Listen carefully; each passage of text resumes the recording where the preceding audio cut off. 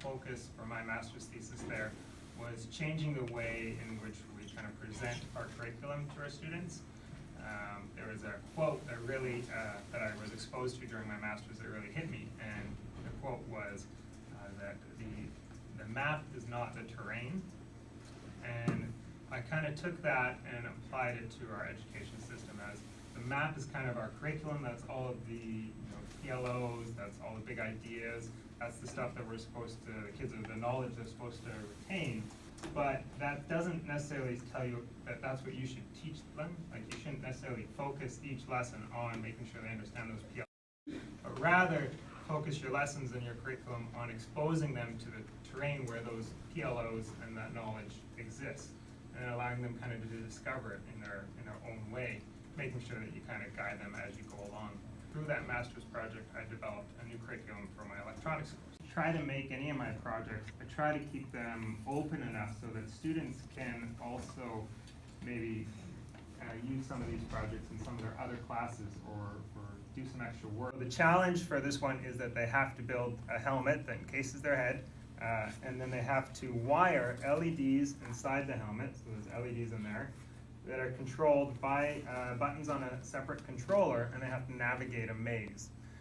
In that maze, there's various objects they're supposed to pick up and then deliver to target areas. We have a big fun day. They get to pick a song to play while they've got this thing on their head.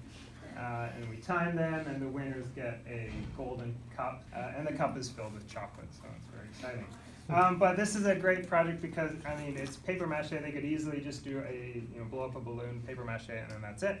But I gave them extra time, and I encouraged them to try and be artistic and to make something kind of cool looking. So they made this blue moose thing that's really frightening when it's on.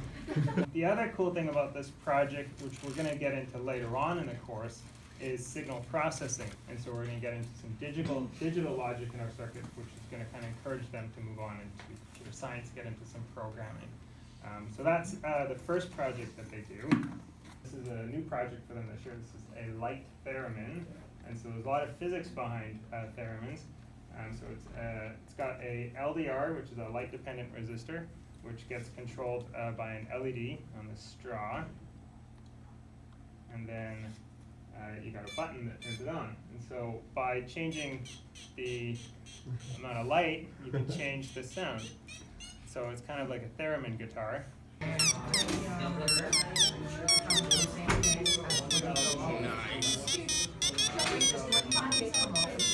So I haven't shown this to the music teacher yet, but you could easily link this to music in some way. You can actually find notes on this with a guitar tuner, which is kind of fun. Right now, I've just mounted it to a really basic wooden bass, but our shop class, they have a project where they can actually make a guitar bass. And so you could tie this in with the wood shop class if they wanted to do some more advanced stuff to it and make it actually look like a real kind of cool guitar. I tried to encourage the students to apply other skills to those projects to enhance them, and that allow the students themselves to see how it all connects.